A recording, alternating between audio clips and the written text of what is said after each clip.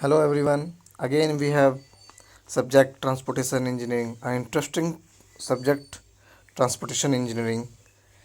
This is lecture 5, or you can say this is the lecture 5th, videos 5th for second unit railway engineering.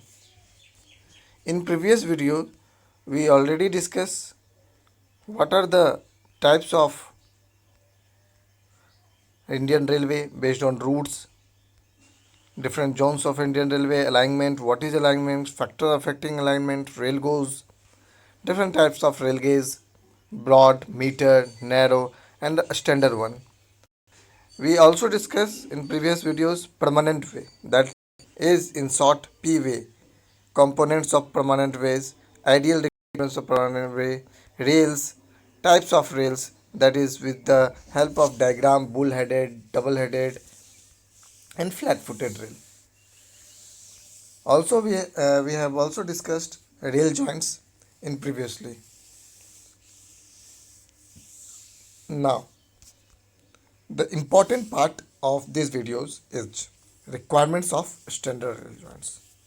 In previous videos, we discuss the intro part of a rail joints.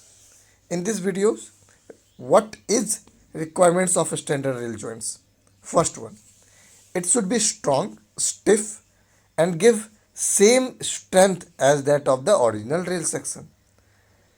मतलब कि standard rail joints मतलब जहाँ पे दो rail या दो track मिलेगा मिलेगा इन द सेंस मतलब ऐसा तो बिल्कुल नहीं हो सकता कि ओरिजिन से लेके डायरेक्ट डेस्टिनेशन तक एक ही ट्रैक का या एक ही रेल का टुकड़ा बिछा हुआ हो. A number of pieces of a track और you can say rails is combined to each other with the help of fish plates or with the help of other components in Indian Railway get the whole kilometers, or you can say origin to destination distance. Okay, यहाँ क्या कह रहा है, it should B strong. क्या होना चाहिए, rail की जो रेल्स होती है ट्रेन की या ट्रैक आप बोल सकते हैं, वो क्या होनी चाहिए, स्ट्रांग होनी चाहिए, स्टिफ होनी चाहिए. और उतना ही स्ट्रेंथ देना होगा उसको, किसको, रेल्स को, जो कि ओरिजिनल. अब ओरिजिनल रेल सेक्शन क्या है, ओरिजिनल रेल सेक्शन मतलब क्या होता है कि रेल जो जॉइंट्स है, कौन सा है, रेल जो जॉइंट्स है और जो पूरा रेल है, जो टोटल रेल है, टोटल इन द सेंस मतलब जो रेल का पूरा खंड है वहाँ का स्ट्रेंथ. और जहाँ पे आपका दो रेल दो ट्रैक जाके मिला हो with the help of fish plates, ठीक है ना, या फिक्सरिंग या फास्टरिंग के सहारे जो मिला हो वहाँ का स्ट्रेंथ और दूसरे जगह का strength same as it is होना चाहिए. ठीक है, नेक्स्ट पॉइंट बढ़ते हैं. It should be cheap and durable. सही बात है. अब इतना महंगा नहीं हो कि इंस्टॉलेशन चार्ज ही बहुत ज़्यादा हो जाए, इनिशियल कॉस्ट ही बहुत ज़्यादा हो जाए, है ना. It should be facilitate easy removal and replacement of rail without disturbing the whole track. अब क्या होना चाहिए, मान लो कहीं का ट्रैक किसी भी कारणवश खराब हो गया या अलाइनमेंट में चेंज आ गया या मुड़ गया या किसी भी कारण वो खराब हो गया वो ट्रैक, तो क्या हम पूरा ट्रैक ओरिजिन से लेकर डेस्टिनेशन तक का ट्रैक उखाड़ देंगे, बिल्कुल नहीं. हम वहीं का ट्रैक को रिप्लेस करेंगे जहाँ ट्रैक खराब हुआ हुआ, एक खंड को हटाएंगे या एक पीस को हटाएंगे और वहाँ पे दूसरा रिप्लेस कर देंगे without an disturbing the other track. Okay, next, it should B absorbed shock and vibration produced due to movement of train. It should be absorb shock and vibration. क्या होना चाहिए स्टैंडर्ड, जो वाइब्रेट होता है, train जब चलती है तो वाइब्रेशन आता है ट्रैक पे, रेल्स पे, तो ये क्या होना चाहिए, एब्जॉर्ब करना चाहिए, किसको, शॉक को, वाइब्रेशन को, और produce due to movement of train. सही बात है. जब ट्रेन चलती है काफ़ी गति में होती है तो क्या होता है, वहाँ पे वाइब्रेशन क्रिएट होता है, क्या है, शॉक क्रिएट होता है, तो उसको रिड्यूस या उसको अब्जॉर्ब करने की क्षमता होनी चाहिए, किसमें, स्टैंडर्ड रेल जॉइंट्स में, रेल जॉइंट्स वगैरह में. ठीक है ना, नेक्स्ट आगे देखते हैं. अब यहाँ पर आ गया हमारे पास टाइप्स ऑफ रेल जॉइंट्स. हम एक बात बिल्कुल क्लियर कर दे रहे हैं कि जितने भी टॉपिक्स हैं वो एज इट इज, अगर हम मिलाएं किसके सहारे, सिलेबस के सहारे, तो सेम टू सेम, ठीक है ना, topic by topic, point by point. First one, types of rail joints में supported rail joints, suspended rail joints, bridge rail joints, welded rail joints, square rail joints, compromise rail joints, insulated rail joints, और भी तरह के rail joints होते हैं। ये रहा कुछ डायग्राम है जिसके सहारे आप थोड़ा सा क्लियर हो सकते हो। जैसे आप स्क्वायर रेल जॉइंट्स की बात करो तो देखो, छोटे छोटे जो जॉइंट्स हैं, जहाँ पे जॉइंट्स लिखा हुआ है एरो के निशान दे के, ठीक है ना, और रेल है, वाइट कलर का जो दिख रहा है वो रेल है, एक टुकड़ा रेल का, और फिर दूसरा रेल का टुकड़ा एक ग्रे कलर से मिला हुआ है, दैट इज जॉइंट, और that joint is called square joint. Okay, now here second one, supported rail joints. What is supported rail joints? Supported rail joints are those type of rail joints which have to, या which should, और दूसरे भाषा में बोल सकते हैं क्या कि rail joints, supported rail joints को है, दो रेल जॉइंट जो होता है वो जहाँ पे टच करा रहा है एक दूसरे को, जहाँ पे उनका जंक्शन, जहाँ पे उनका जॉइंट्स है, वो किसी दूसरे चीज़ से सपोर्ट है with the help of sleeper और with the help of other material. Okay, figure में क्लियर है आपको। तीसरे पॉइंट की बात करें तो suspended joints, suspended joints sir, rail joints, sleeper sleeper, okay, दो स्लीपर के बीच में एक छोटे सा एक्सपांसन की जरूरत होती है, that is suspended joints. staggered joints, it means where the joints are or rails are turned at 30 degree, 25 degree or any other degree. There should be a joint called staggered joints. Okay, now next diagram is bridge of metal, metal का bridge है, bridge joint with metal flat, जो joints है bridge का वो metal flat metal से जुड़ा हुआ है। Okay, next bridge joint with bridge plate. Bridge plate देखो, ब्रिज प्लेट एक आर्क जैसा दिख रहा होगा, वो भी उतना ही स्ट्रेंथ दे रहा होता है जितना कि ऊपर वाला डायग्राम जो bridge joints with metal plate. ठीक है, now the next topic we have creep of rail. What is creep of rail? First of all, we read these lines. Creep is defined as the longitudinal movement of the rails in the track in the direction of motion the locomotive. क्या कह रहा है? क्रिप जो है उसको हम define कर सकते हैं as the longitudinal movement, longitudinal movement of the rails in a track in the direction of motion of the locomotive. क्या होता है एक्चुअली में कि जैसे लोकोमोटिव का मतलब क्या, ट्रेन, ठीक है ना, ट्रेन मान लो, ट्रेन जैसे स्पीड गति प्रदान करती है अपने आप को, तो क्या होता है, डायरेक्शन ऑफ अ व्हील आगे बढ़ रहा होता है, मान लो, देखो with the help of figure आप समझ सकते हो। तो क्या होता है, अगर आगे बढ़ रहे हो तो क्या होगा, the direction of creep is in backward direction. Okay, if you go from left to right in first figure, okay, this is the creep when the locomotive is starting, creep during starting. Okay, when you will in the condition of starting, the creep, or you can say the direction of creep is opposite direction of the direction of the motion. Okay, or next condition, direction of creep and direction of motion. If we talk about the creep during stopping condition, when you push the brake, you want to stop your vehicles or you want to stop your train, locomotive, then the direction of motion is left, right to left when you brake, when you during stopping condition, then direction of creep is left to right. This is also in opposite direction, but if we talk about the starting time or stopping time, there will be a direction of motion is changed. When starting, the direction will be left to right in the figure, and when you stopping condition, in a stopping condition, the direction of motion is right to left, and the creep is left to right on stopping condition. Okay, now direction of movement. This is the figure of direction of movement, or you can say where the creep is formed. Okay, cows. Why the creep is to be produced in railway track or rail?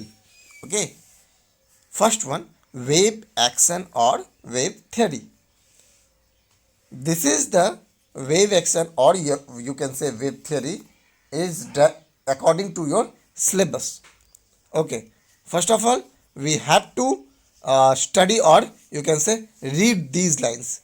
First lines, according to wave motion theory, wave motion is set up in the resonant track because of moving loads causing a deflection in the rail under the load. मतलब क्या हो गया इसका, कि जब आपका locomotive, या according to the wave motion theory के अकॉर्डिंग क्या होता है, wave motion is set up in the resilient track because of moving loads causing a deflection in the rail under the load.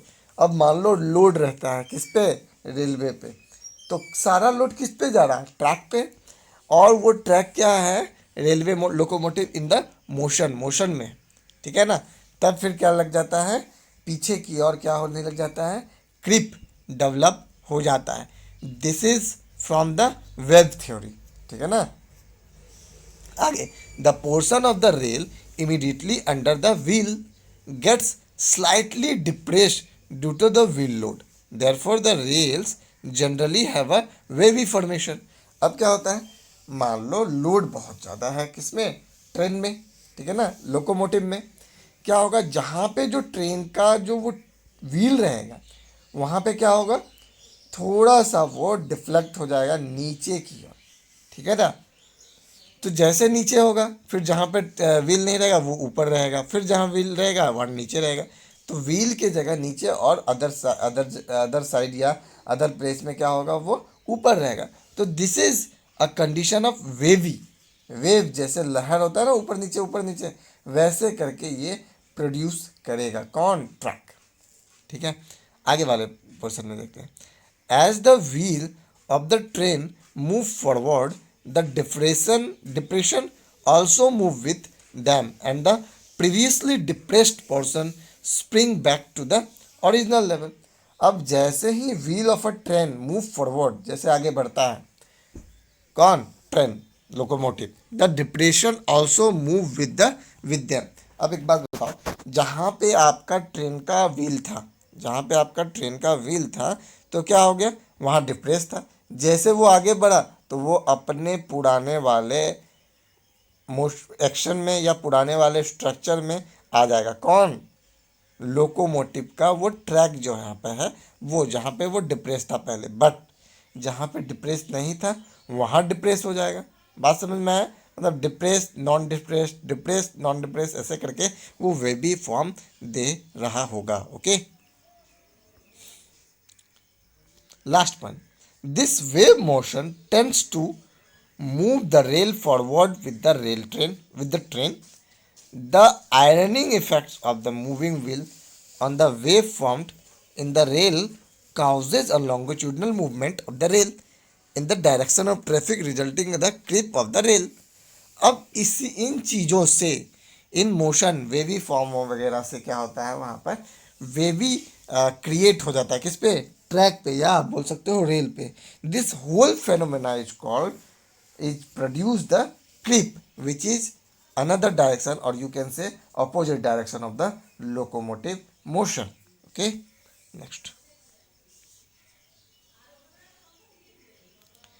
next one is precaution theory. According to the precaution theory, these are the theory which helps to learn about the creep, or you can say which helps to the understanding or more understanding towards the creep. What is creep? Okay, according to the precaution theory, creep is developed due to the impact of wheels at the rail and ahead of a joint. As the wheels of moving train leave the trailing rail at the joint, the rail gets pushed forward, causing it to move longitudinal in the direction of traffic. And that is how creep develops through the impact of the single wheel, may be nominal. The continuous movement of several wheels passing over the joint pushes the facing or landing rails forward theory by thereby causing creep. इस according precaution theory के according भी क्या होता है, creep develop होता है with the due to the impact of wheel at the rail end, rail के end पे जहाँ पे जॉइंट होता है वहाँ पे जब कौन जाएगा, व्हील जाएगा, किसका, लोकोमोटिव का जब व्हील जाएगा तो वो फॉरवर्ड डायरेक्शन में जब जा रहा होगा, as the wheel of the moving train leave the training rail at the joint, जब लीव करने लगेगा तो क्या होगा, पीछे की ओर धकेलेगा, किसको, ट्रैक को. The rail gets pushed forward causing it to move longitudinal in the direction of traffic, and that is how creep develops. इस तरह creep डेवलप कर रहा होगा, है ना. आगे देखते हैं रेमेडीज और प्रिकॉशन या प्रिवेंशन बोल सकते हैं आप क्रिप. क्या करें कि क्रिप ना आए या क्रिप को हम कम कर सकें. Pulling back the rails, provision of anchor and anti creeper या यूज ऑफ स्टील स्लीपर. ठीक है, स्लीपर का अगर हम स्टील का यूज करें तो इसको और कम किया जा सकता है, लेकिन स्लीपर का अगर हम स्टील यूज करेंगे तो initial cost of Indian railway और initial cost of railway track is much and more, बहुत ज़्यादा और बहुत ही ज़्यादा क्या हो जाएगा, कॉस्टली हो जाएगा. किसका, इनिशियल कॉस्ट किसका, रेलवे का. किस वजह से, क्योंकि हम सीमेंट के जगह क्या लगा रहे हैं, आयरन. ठीक है ना. ठीक छोटे एग्जांपल से समझिए कि सीमेंट की जगह हम आयरन लगा रहे हैं तो क्या होगा, कॉस्ट हमारा बहुत ही ज़्यादा बढ़ जाएगा. ओके, लाइफ बढ़ेगा ये आपको हमको सबको पता है, लेकिन कॉस्ट बढ़ेगा ये इनिशियल हो जाता है ना. ये देखो एंकर दिया हुआ है, स्लीपर दिया हुआ है, एंकर स्लीपर वेज दिया हुआ है. रेल वेज क्या होता है, वेज के सहारे हम उसको टाइट करते हैं, किसको, रेल्स को. जैसे यहाँ फ्लैट फुटेड रेल है ना. Now we have another topic. The creep topic is final and now the next topic is sleepers. What you mean by sleeper, or you can say what is sleeper. Then these are the members laid transversely under the rail for supporting and fixing them at the gauge distance apart are known as sleeper. Simple word में लिखा हुआ है, simple परिभाषा या simple भाषा में लिखा, language में लिखा हुआ है क्या, दीज आर द मेंबर. कौन, स्लीपर एक तरह का मेंबर है, एक तरह का कंपोनेंट है. क्या करता है, लेड ट्रांसवर्सली मतलब बिछा हुआ रहता है, transversely under the rail for supporting and fixing them. कहाँ पर रहता है अवस्थित, ये ट्रैक के मतलब रेल के जस्ट नीचे. ट्रांसवर्सली मतलब क्या, अगर वो ट्रैक, अगर वो रेल सीधी, अगर मान लो नॉर्थ से साउथ की दिशा में जा रही है तो हमारा जो स्लीपर हो जाएगा वो ईस्ट से वेस्ट की दिशा में, या आप कह सकते हो वेस्ट से ईस्ट की दिशा में होगी. कौन, हमारा sleeper.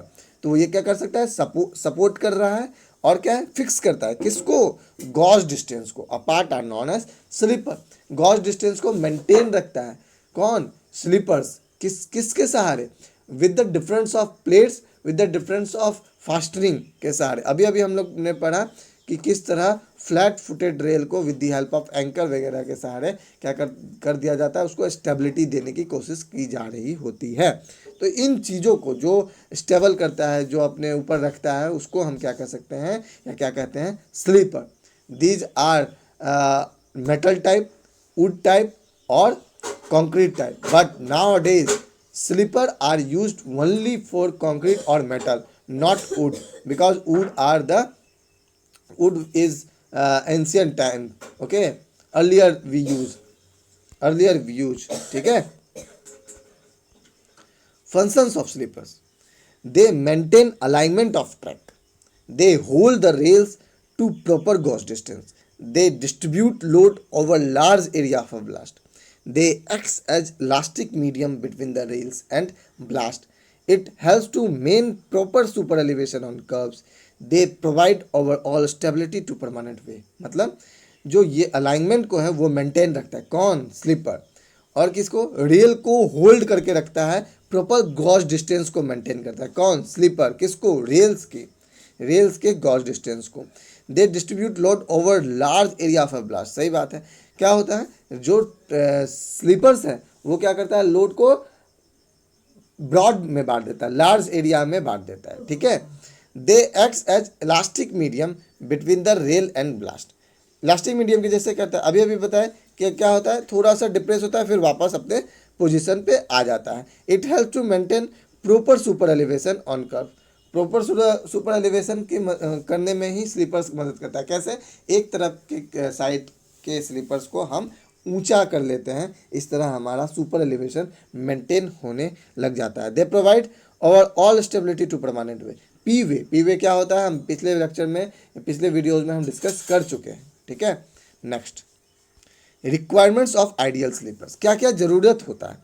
They should B durable होना चाहिए, किसको, स्लीपर्स को। They should be able to maintain proper gauge distance को मेंटेन रखने का क्षमता होना चाहिए, किसमें, स्लीपर में। They should provide good holding capacity of track को पकड़ के रखने में या रखने की क्षमता उसकी बहुत अच्छी होनी चाहिए, किसकी, स्लीपर की।